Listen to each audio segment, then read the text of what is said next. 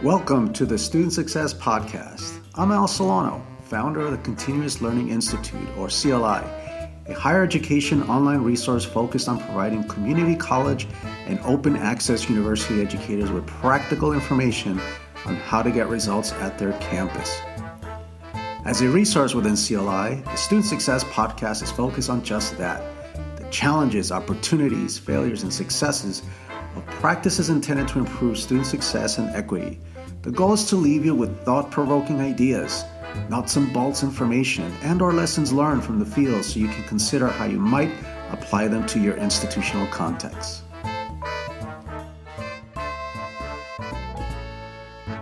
For today's podcast, it's a pleasure to have Rebecca Kaminsky. Rebecca is an English professor at Irvine Valley College and former Guided Pathways coordinator. As English faculty, she participated in multiple measures and developmental education reform implementation. In her role working on Guided Pathways, she helped institute design teams, implement interest areas, develop academic roadmaps, work on the college's Find Your Pathway web pages, and later Irvine Valley College's new website, and launched completion teams. It's a pleasure to have you as part of the Student Success Podcast, Rebecca.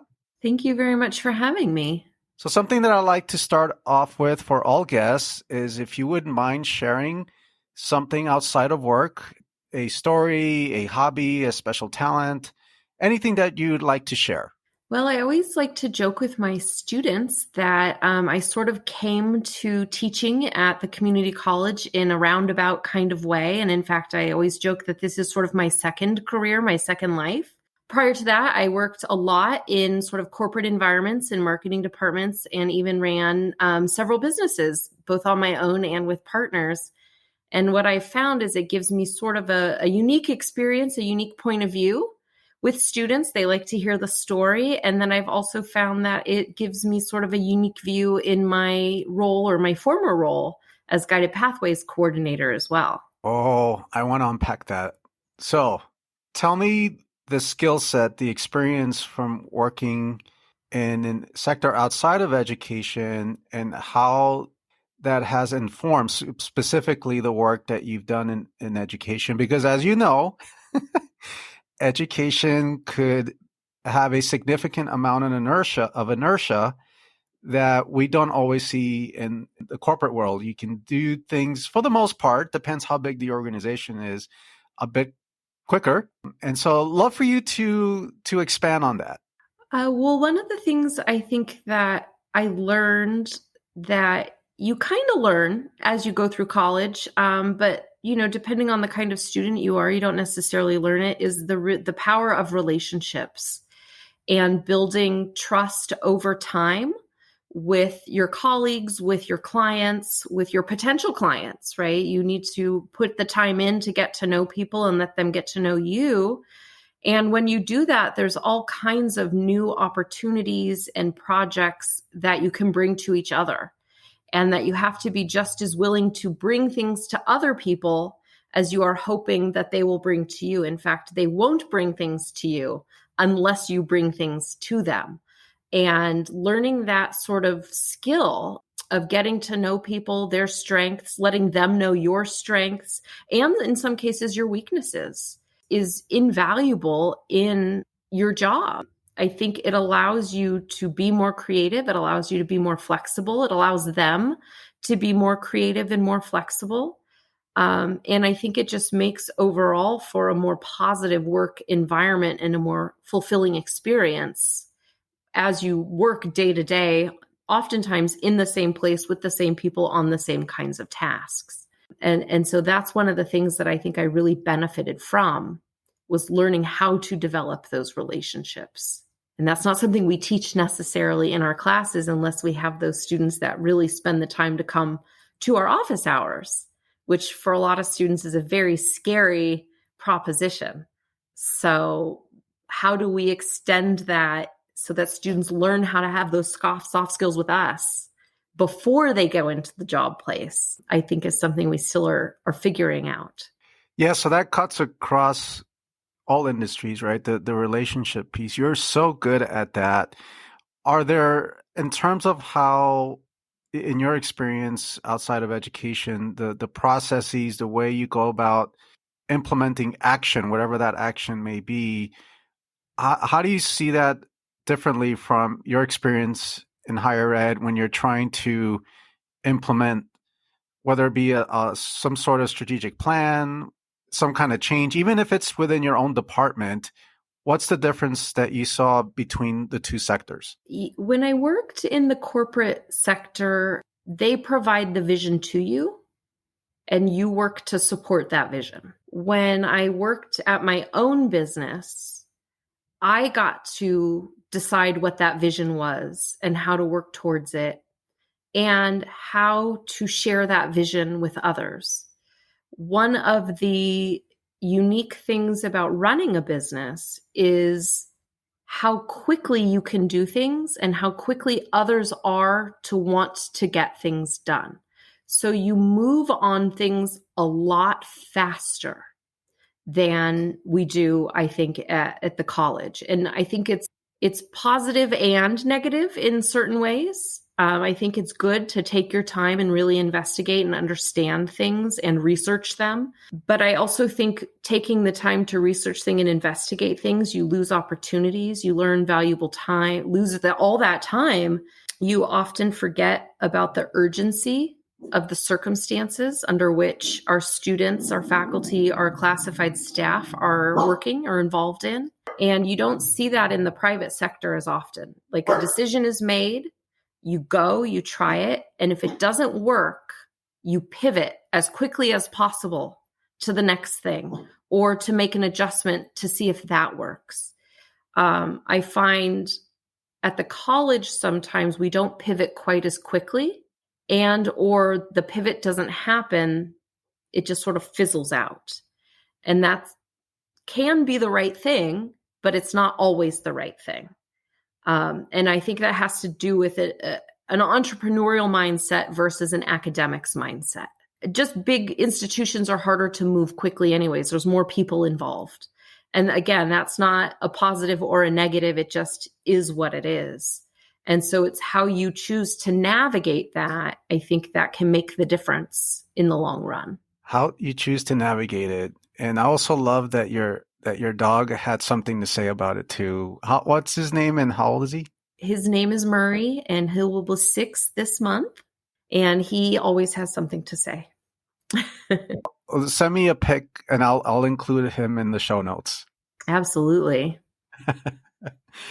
So, and in the intro to you at the end, I mentioned that you helped to launch completion teams. That is the name that Irvine Valley gave to what I call the inquiry and action teams. And I'd love for you to talk about how did you get to that point of being able to actually launch this. I talk a lot about the Coalition of the Willing.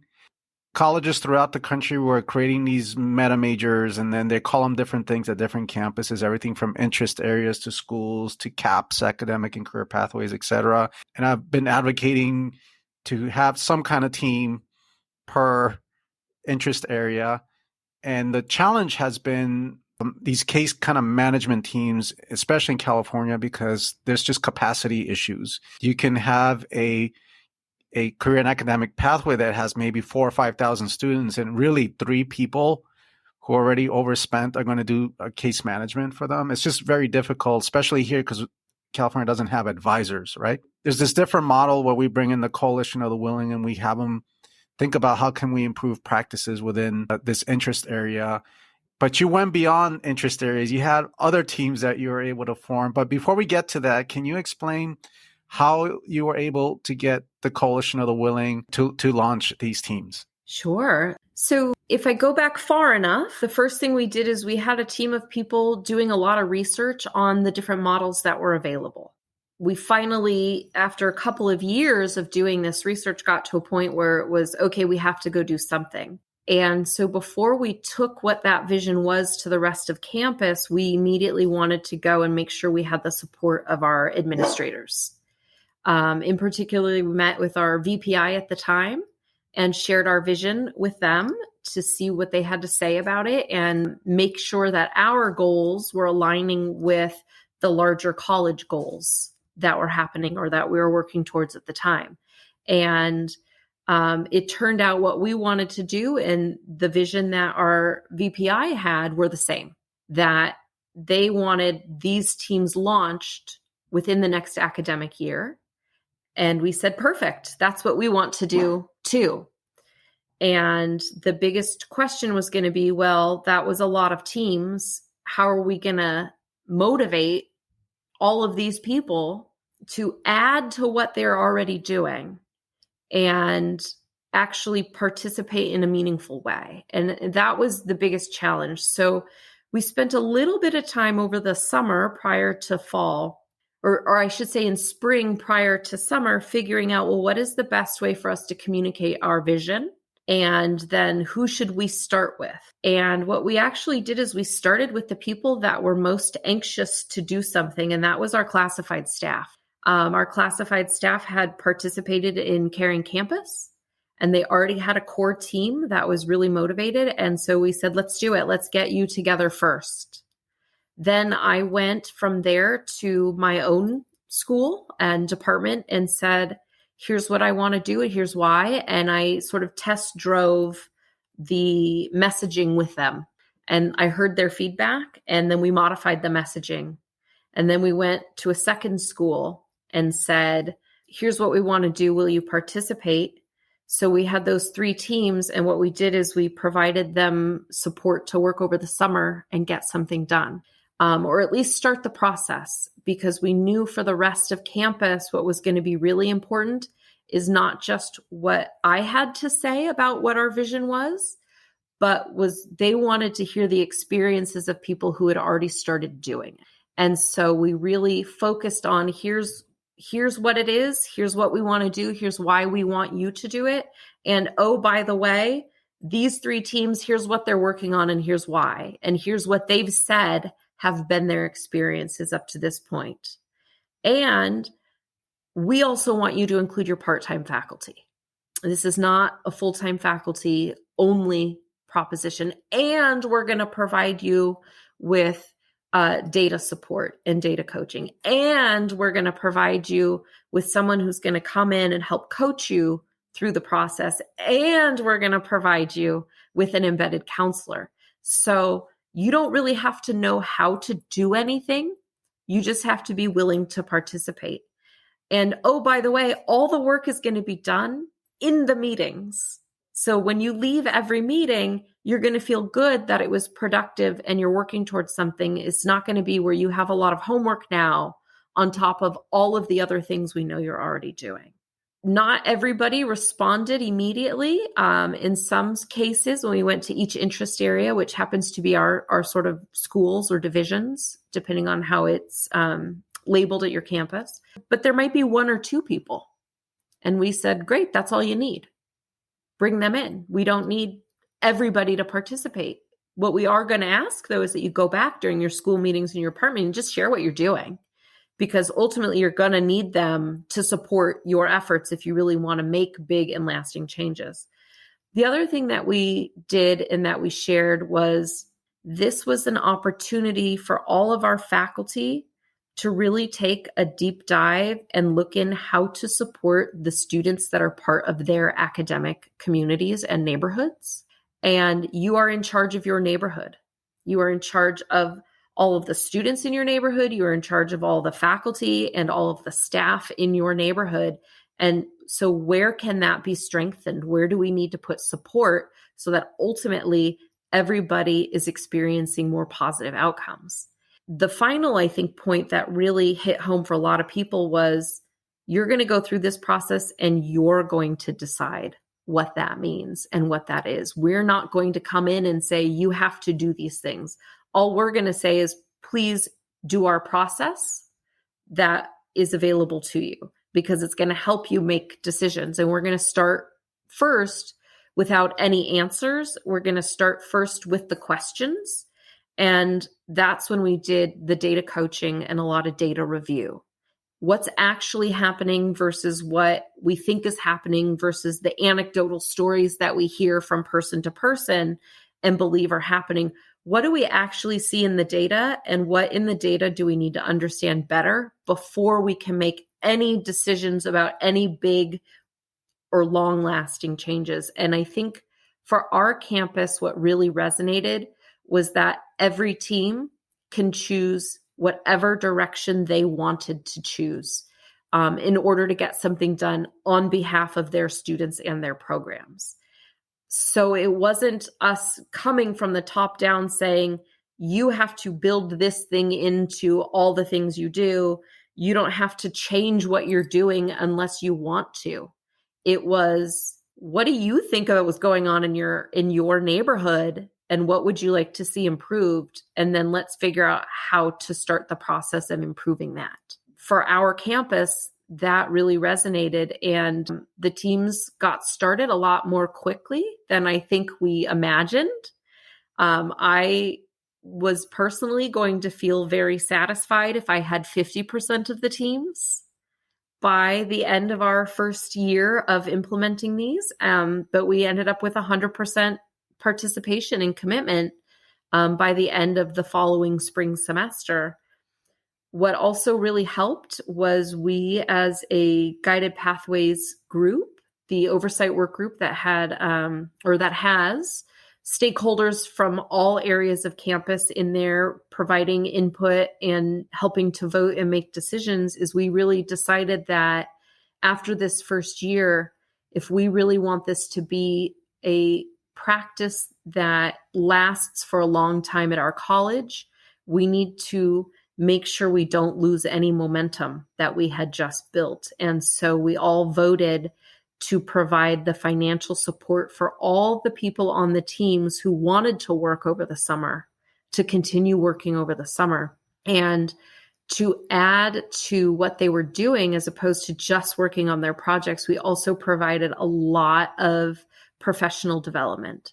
And it could be individualized professional development, or it could be group settings where people came together to talk about common areas of investigation or areas of concern. Most of it around equity, DEIA, and other kinds of things that, while people might feel like they understood, I don't think people really, really felt like they entirely understood. And so it gave them an opportunity to learn what they felt like they needed to learn and to concentrate on those areas that they wanted to learn in a way that also rewarded them financially for the time they were spending to do that on behalf of the campus and our students.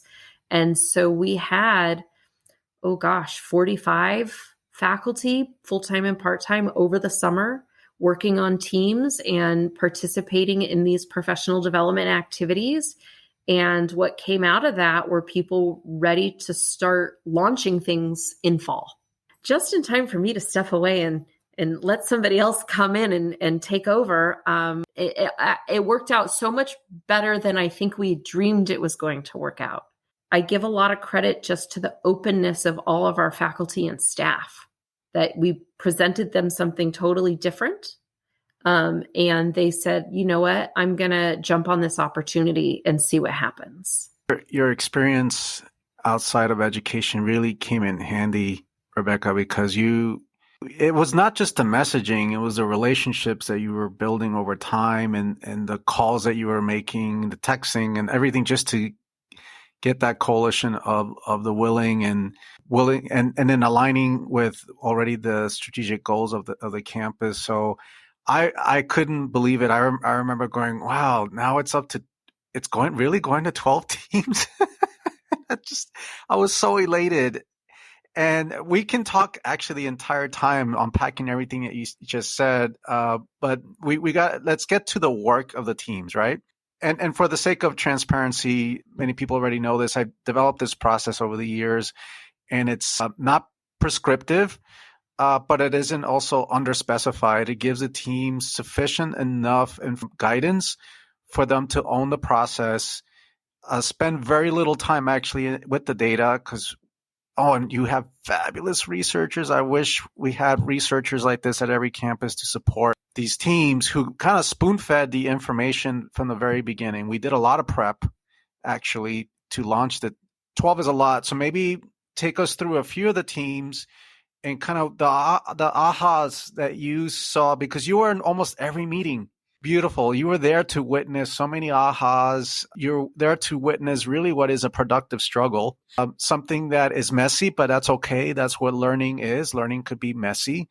So could you tell us a story or two or three or four about some of the teams going through this process? Yeah. So first I'll share, we have 12 teams.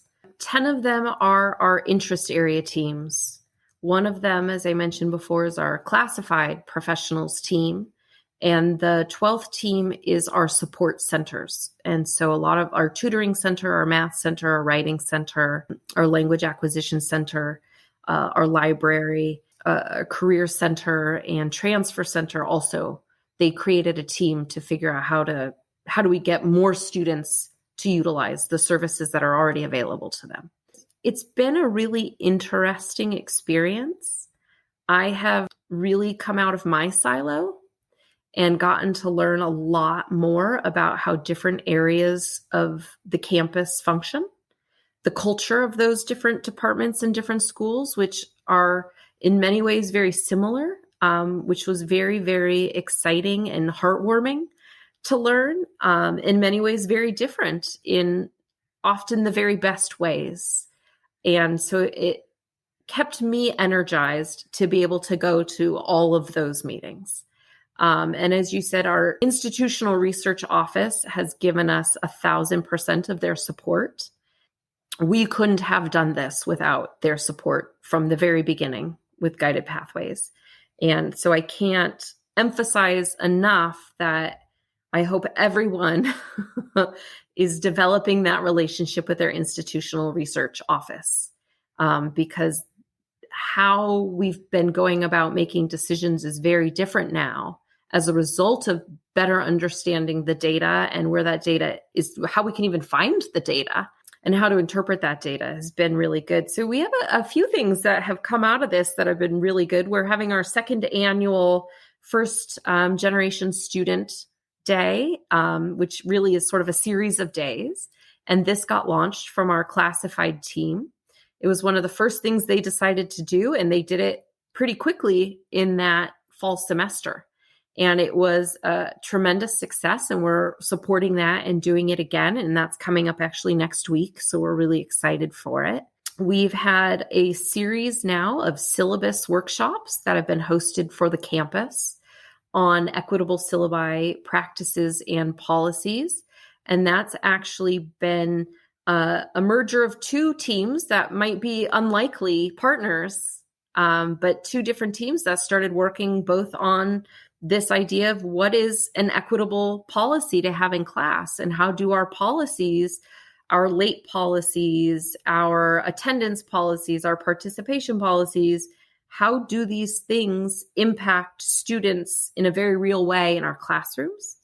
How do we know how much all of our faculty actually know about the information that is required to be on a syllabus versus what is sort of recommended and a best practice to have on the syllabus, as well as all the different ways that you could sort of frame those things on the document itself. So we had a humanities completion team that was really looking at those policies and how those policies in practice affect student behavior and ultimately student grades in the classroom. And then we had our business sciences completion team that was really interested in and started with, well, how much do all of our faculty, full-time and part-time, understand about the resources available to students?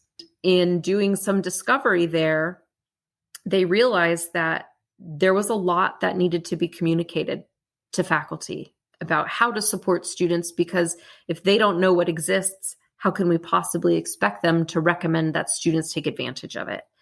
And from those discussions and from putting together those materials, it turned into, well, does everybody know that they need to have student learning outcomes for their courses on their syllabi? Do they know they need to have this policy or that policy? Do they know that they don't have to have this policy, but that it's really recommended that they do? And so at some point, I just sort of connected the two teams and said, do this syllabi workshop. Business sciences, you've put together this amazing syllabus template that explains all of the different items that need to be on a syllabus, recommended and required, and provides examples and rationale for how to write those things and how to put them together. And then humanities, here you have all this understanding about the practice of those policies in real time. So let's start putting these syllabi workshops together. And now we've held 2. They're in the process of designing a 3rd syllabus workshop for the campus, and it's going to be based on equitable grading policies. It's something that comes up over and over again in conversations. How do I make that work for my class and my discipline? And so it's meant to start that conversation in a more in-depth and meaningful way. For the sake of the audience, just to let them know the process, why institutional research is important is that they come in with data. And it's usually data about who are our students, enrollment, what are success rates, what are equity issues, what are completions, and then the teams form. And we spend sometimes 2 or 3 meetings, but it's worth it. They create a data-informed purpose statement, and then that purpose statement is then used to create an action plan. And we always encourage, please only do 1 or 2, maybe 3 things at the most, but do them well. And so the teams reach consensus around, okay, this is what the data is telling us. Let's try this strategy, that strategy. And they create this beautiful action plan that forces them to really think about the specifics. And so that's how the syllabi workshops came about. And what I loved about Classified was so funny to me, but I loved it, is that it's a 6-step process. And they did like the first 3 or 4 steps in 2 meetings. Like, we see the data, we got it, first gen equity gap. All right, here's an action purpose statement, and now we're going to put together these first gen events. And I love Classified because, like I like to say about them, they GSD, they just get shit done. They're very entrepreneurial. Very entrepreneurial, and we don't. Yeah, working with our classified professionals feels very much like I'm working with small business owners because they want to move quickly, they feel urgency, they understand this is important, and they 110% want the best for 110% of our students. Absolutely. I love their energy. And I love it that Irvine has this team, because you were in these meetings, Rebecca, and they already, as faculty, were thinking about their syllabi. Can you talk a little bit about how you witnessed some of these shifts in attitudes and behaviors, and how some faculty, while they're doing these action plans, decided, I'm going to give this a shot, and they already started to change their practices a little bit, right? Can you unpack some of those ahas that you saw in the process? Yeah. So as we would go through the process, we were always doing a little research at the same time. So something would come up and I would say, oh, there's this great article about this. You should read this. Or I would simply say, are you sure that's the best way? Like, I did a lot of pushing back, a lot more pushing back than I anticipated, given that these were not my schools and not my departments that I was working in. We would start doing these readings, and then we would start having these conversations. Well, I understand this, I don't understand that, or that feels scary to me, right? There was a lot of people really opening up and sort of being not just open to, but really wanting to understand how their current practices were impacting students versus if they changed something, and being very open to hearing in a very positive way about what they might be doing might not be the best way. We would have these conversations, and that actually, for one of our teams, ended up being the catalyst for how we put together this syllabus template. Is, well, let's look at it for those faculty that are most comfortable with lots of flexibility. A policy might look like this. For a faculty member that just wants to sort of maintain sort of rigid deadlines, let's say, if we're talking about a late work policy, here's what that policy, how that policy might be written. Here's, if you want to sort of do a little bit of both where you're not quite sure, here's sort of a middle of the road policy. And what those conversations did is it made us question what our written policies were versus how we actually treated those policies in the classroom. And very often we came to understand that there was a disconnect. We had this very rigid policy because we thought it was covering us in case of student issues. But in practice, we weren't that rigid. We were very flexible, right? If a student came up and said, I'm sorry, I had the flu last week. Is there any way I could turn this in? Most people were like, yeah, of course, turn it in. You had the flu. You can't control having the flu because we're all human. And so we understand that. Yet in the syllabus, it would say, under no circumstances can you have late work turned in. I don't accept any late work. And so it became, well, shouldn't your policy reflect what you actually do and not this sort of very rigid way of doing things in the past? And being rigid on paper and flexible in the classroom is actually kind of what gets you in trouble with students because they see, and it's particular. And then it got to, especially after looking at the data and realizing where the equity gaps were, it became a matter of, oh, well, if I'm a first generation student, I don't know that it's okay to ask you because your syllabus says under no circumstances will you accept late work. So if I'm first gen and there's not somebody behind the scenes advising me saying, just ask them, what's the harm? The worst they can do is tell you no, just ask them. Or they don't have a counselor or another faculty member or a sibling or a friend who'd been there before. That student would just lose out on those points. And that, of course, ultimately affected their grade. And that's just from lack of knowledge of how to talk to an instructor in college, right? It has nothing to do with the validity of why the work didn't get turned in, which is ultimately what I think we're most concerned about is like, do you actually have a valid reason for not getting it done? Because if so, I'm happy to give you this grace period. But if not, that's not okay, right?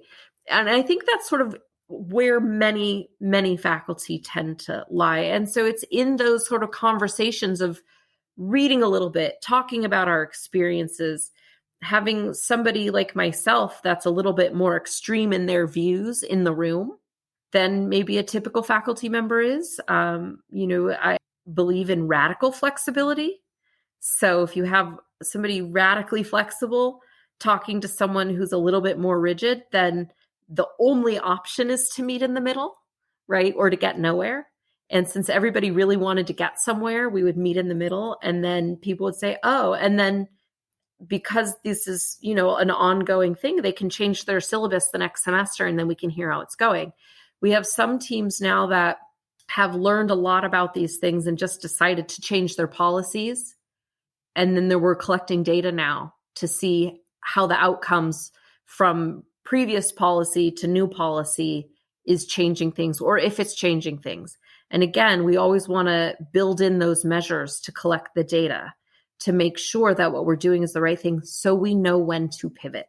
And I really think one of the reasons these teams worked is because there was somebody in the room every single meeting, helping one, to decipher this process, and two, to help push back in those conversations and be that alternative point of view.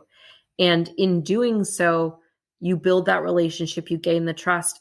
I'm here with you in the trenches trying to figure all this out. And that's not my program. And I think that went a long way to building sort of goodwill and good relationships. And oh, by the way, I'm not just telling you to do these things. Here's my syllabus. Look at what I'm doing. I'm doing the same things that I'm pushing back and asking you to do. And you might think I'm crazy, and that's okay. And I realize my discipline is a little bit different than yours. And so it can't always work the same. But those were really important conversations to have. And it was done in such a safe space. And there were no judgments, right? It was people just learning and questioning. And there was no wrong way to look at something. It was just, here's all the ways to look. Let's figure out what's going to work best. Yes. And it's part of the process when they are picking that one or two, three things. They are asked to go do some research. What does the literature say? And you were so good with that. You would come back like, this says that. And so I don't know if it was so much pushback, but I think you had your teacher hat on and you're just trying to teach them, look, there is this other way. It's important for people to understand that when you have a faculty guided pathways coordinator, which is always fascinating to me because they're charged for go make wholesale change, go change the culture, go make these, and you have like no power. But when you're just so good about relationships and bringing in the coalition of the willing, and you create these settings and you have a process, you are able to use the power of persuasion and data and research to say this is why you might want to reconsider. So often I call it internal versus external attributions. To me, that's foundational for equity work. So sometimes some of my researcher equity colleagues, they get a little bit on me about the equity comes first. I'm like, but I'm an implementer. And you got to soften the ground and get them to shift from external attributions, meaning, oh, well, we got to do something about the high schools. Can we go do something about the high schools? No, you can't. I used to coach K-12. Believe me, you cannot do anything really substantive to change that culture. Oh, wait, we need to prepare them for the real world where they have deadlines. And we're like, well, the real world, they actually sometimes extend deadlines. So what are you talking about? And so you would come in with this perspective, but you also had leads. Each team had a lead, and they were also part of that. They began to learn to kind of speak up, to, I wouldn't say push back, but to teach, right? So let's talk about this practice that you've been doing, and let's reimagine how that would look a little bit differently. So I wish we would have recorded all those conversations because they were so amazing. So thank you again for sharing that, what came out of some of these action plans. Anything else, any other ahas about the process or any other teams you'd like to share about? I think you touched on it in just what you said there, is that you have to be very patient. It is very human to want to look at those outside things, those external factors that might be impacting our students or our faculty or our staff before we look internally. And you can't disregard that because that's a really important part of the process. And in some cases, it might actually be the thing too. And so we can't disregard it because there are going to be times where it's like, oh yeah, there is this external thing, and how do we adjust for it? But it's very human to want to do that because especially when you're talking about teachers at a community college, we really I think our identities is not professor, it's teacher, it's instructor, it's coach, it's facilitator. And when that is what you believe, then you believe in the power of change through what students are learning. And you believe that you're doing these things and you are genuinely, it's not just that you believe it, you are genuinely doing these things to help somebody else learn valuable skills and knowledge. It's really, really, really hard, and we have to be really patient. And I have to be patient with myself about this too, is that doesn't mean you're doing everything perfectly. And just because you've been doing things for a lot of years doesn't mean there's not something new for you to consider and potentially change within your practices. And so it's really hard, especially when you look at that data and you see the data telling you there's very specific groups of students that should be doing a lot better than they're doing. It's hard knowing how much time and energy and effort and heart that you're putting into that, to accept that, oh, some of that might be because of my practices. And so you have to make space as a college, as a department, as a school, as a community of educators to say, it's going to take us a little time to figure that out and understand what I have control over and what I can change in order to make improvements. And again, you can't mostly change what's happening outside. We can't change that our students might need to work multiple jobs, but we can change our practices in the classrooms to accommodate those students that have multiple jobs, right? We can be more flexible as a result of that.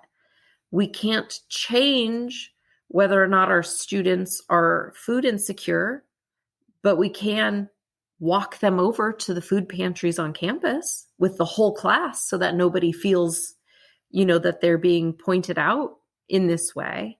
There are a lot of external things that we can't change, but it's hard to accept when we haven't changed the things that we can change. And sometimes getting people there can take longer. And honestly, that's okay as long as they get there.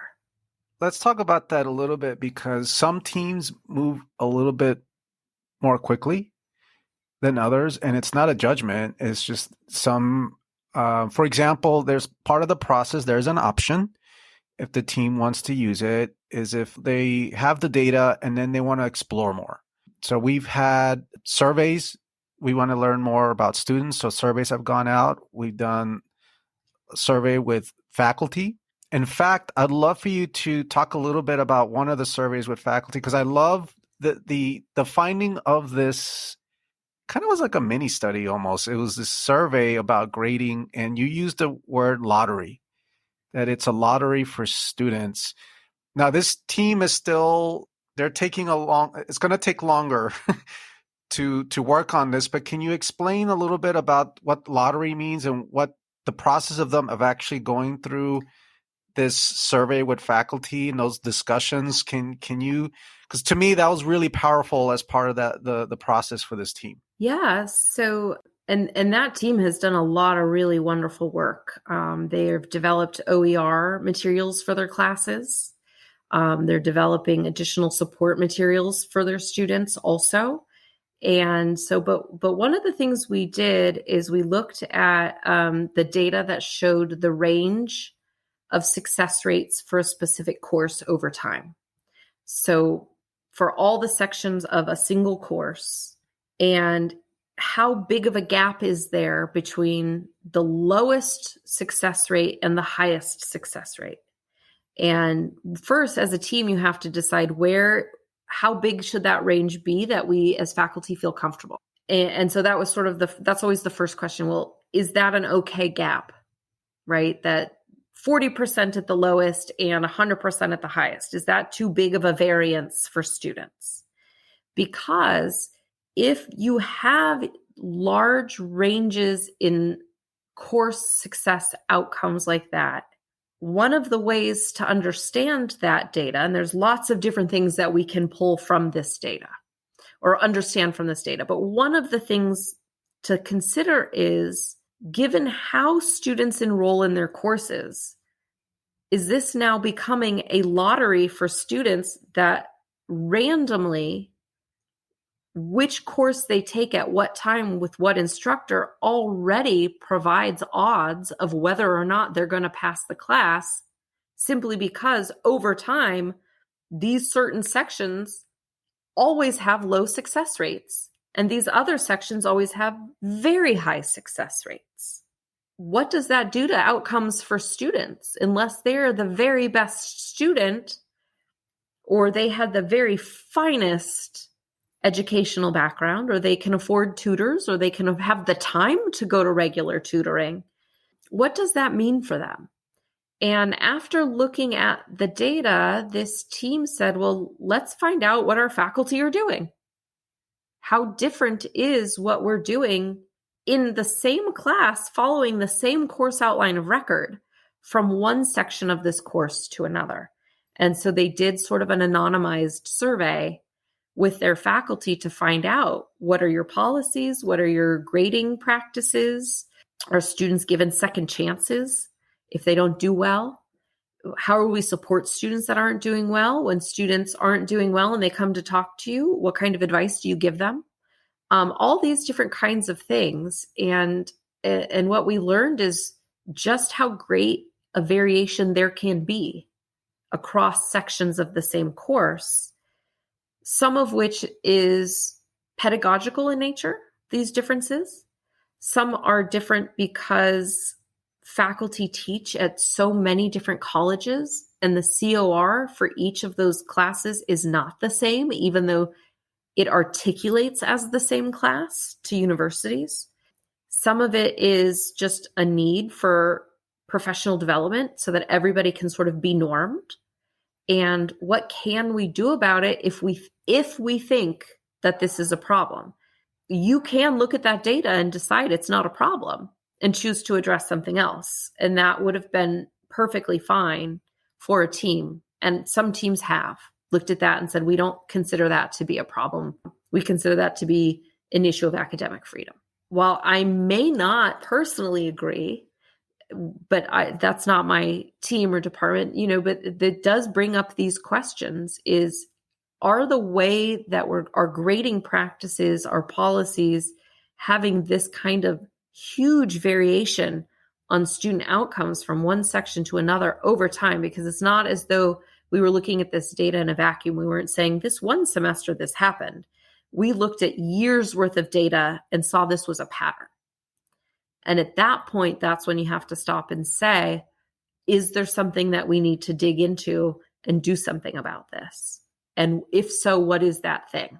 And how do we do it without infringing upon that really necessary and important academic freedom that all faculty need to have in order to do their jobs well? So back to the internal attributions, that if we finally look in the mirror, we finally go under the microscope and look at something like our grading practices, we begin to internalize that and realize, well, we actually have a lot of control over that, and it has so much control over success. So that internal attribution is key, because then when we dig into the data and, for example, we see racial equity issues, they're more inclined to do something about it because foundationally they see that it's a problem.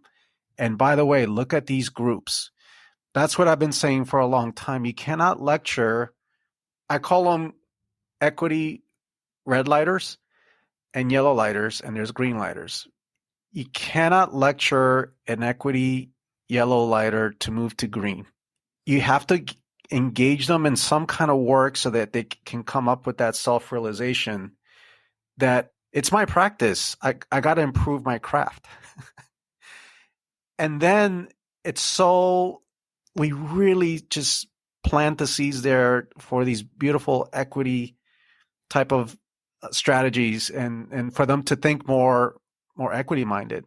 And while it's important to note about these teams, they're small in nature, and they themselves are not changing the entire school all in one academic year. The purpose of these teams is let's start doing some work, because as you know, you've seen it in your corporate sector versus we're very slow, but let's start doing some work. And then these teams serve as a catalyst. They're kind of like little think tanks that do this little bit of work, and as they do the work, they expand, and then they bring more people on board to the coalition of the willing. So it takes time, it takes patience, it is a huge productive struggle. And by the way, earlier what I meant about this team, I didn't mean that negatively. It's just taking them a bit longer to move through what are we going to do about it, because they took the time to do this survey. By the way, we did it all in the meetings. We did, even the other team, we have a physical science team. There was a survey done with students. We did all that in the meetings. And so these things can take time, but these rich ahas about our practices, to me, those are the golden nuggets, right? Those are the things that I look for, what I like to call the in-between. We got all these things we need to do. We have all these inputs in education, mandates, strategies, operations, and the outcomes that we want. At the other end, the outputs are student success and equity, but there's that in-between. And we got to do work in that in-between to change attitudes and behaviors. So then that's where those rich discussions happen, but then they move to action. So yeah, thank you for unpacking that one about the grading, because we don't have those kinds of conversations. Any other ahas that, as we begin to wrap up here, any other ahas about the process overall that you would like to share? One of the things that we talked about a lot as the teams were getting up and going was that there's always a lot of equity discussion. You have professional development during Flex Week, where people talk about equity. What is equity? What does this mean? We'll bring in speakers. We have equity speakers. We have book clubs where we read about different equity-related items. And where we think we really were able to take off was this is where we actually got to put that equity work into action, where people actually got to do stuff and they were institutionally supported to do it. There wasn't fighting. There was no, well, how are we going to get this funded? It was, we're going to fund you. We want your part-time faculty to participate. We're going to support them and fund them until we run out of money, which is basically what we've done. And now we're working with the institution to find additional funding to keep our part-time faculty participating and to compensate them for their time. But you have to, at some point, go from discussion to action.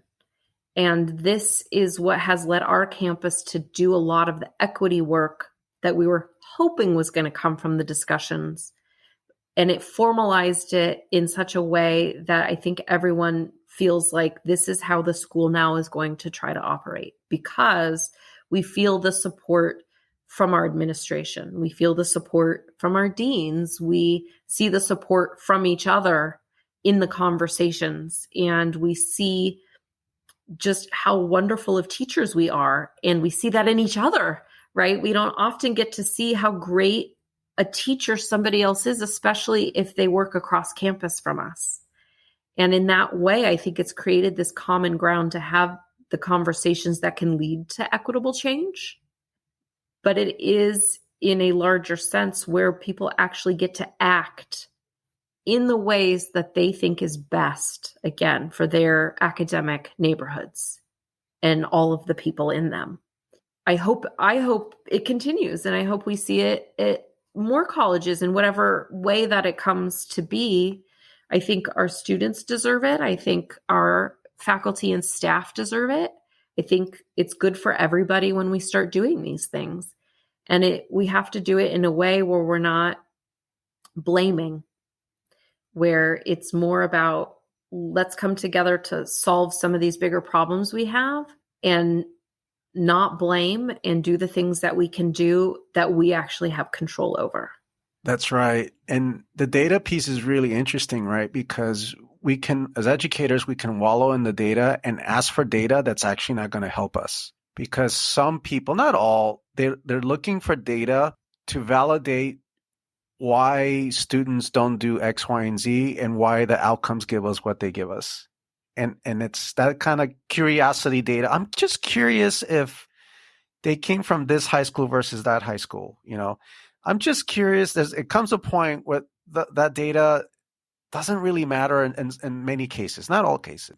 So it's important. Then I want to end with the elements. So audience that's listening to, how do I begin to do something like this? So number one, I'm sure that there's questions about funding. So yes, if you have funding, that's great. I also know of colleges that provided a little bit of seed money, and now these teams are coming together. They're as part of college service, or if faculty have certain hours of commitment per year that they have to do for professional development. Some campuses are considering that. So we don't want the funding to stop you from doing that. There are ways to bring the coalition of the willing, and that's the second element.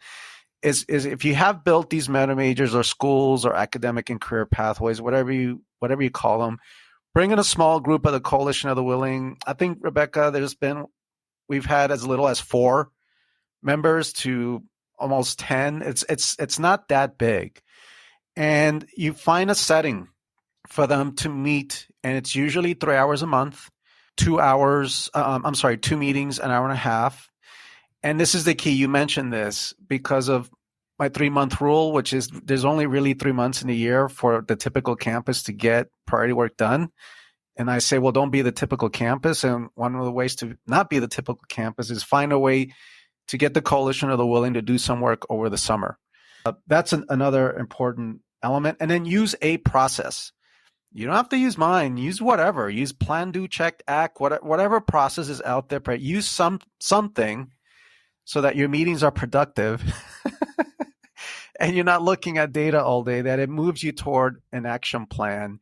Those are basic elements, Rebecca. Are there any other elements from your perspective that should be considered for someone to say, hey, Rebecca, just what else do I need to know? What's the 411? What else do I need to do to launch and launch these successfully? You have to be willing to put yourself out there.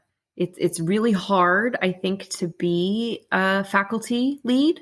We are not always nice to each other. I think we have very high expectations of each other. And I think those high expectations are really good. I think that's a really positive thing.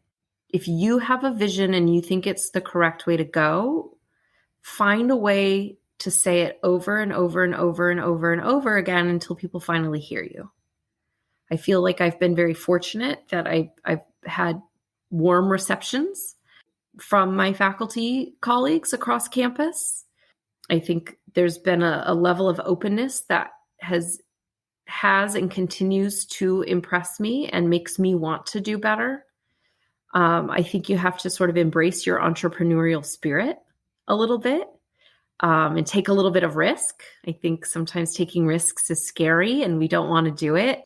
I think you have to look at it a little differently, and taking risks is sort of something exciting and creates opportunities. And start small if you have to and figure out, but plan big. Beautiful, Rebecca. Thank you so much for participating in the Student Success Podcast. Thank you for having me. Thank you for listening to the Student Success Podcast. Each episode has show notes, which include helpful links and necessary follow-up information to help you get results. Please consider subscribing to the Continuous Learning Institute website. There are no advertisements. It's simply updates about articles, tools, resources, podcasts, etc., all tailored for you, the practitioner. Thank you.